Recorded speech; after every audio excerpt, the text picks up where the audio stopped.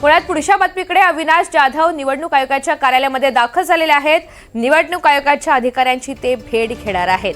अविनाश जाधव हे निवडणूक आयोगाच्या कार्यालयामध्ये आता पोहोचलेले आहेत। अधिकची माहिती जाणून घेऊयात। अक्षय कुडकेलवार आपल्यासोबत आहेत। अक्षय, अविनाश जाधव निवडणूक आयोगाच्या कार्यालयामध्ये पोहोचलेत, इतर मनसेचे कोणते नेते आहेत? एकूण अविनाश जाधव आणि संदीप देशपांडे हे दोन नेते आज निवडणूक आयोगाचे अधिकारी यांची भेट घेणार होते, दिनेश वाघमारे यांची। मात्र अविनाश जाधव हे सध्या पोहोचलेले आहे।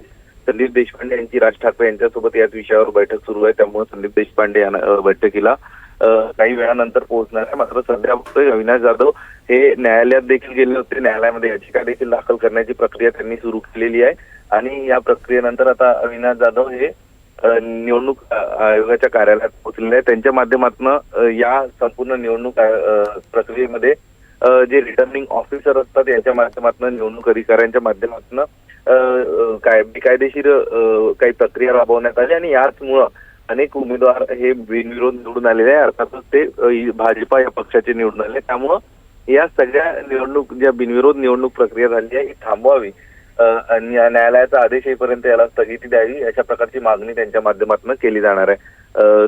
तुर्तास आपण बघतोय की जे निवडणूक आयुक्त आहेत, मुख्य आयुक्त राज्याचे दिनेश वाघमारे यांच्या कार्यालयामध्ये पोहोचलेले नाही आहेत, त्यामुळे अविनाश जाधव पोहोचले यांची वाट बघताय।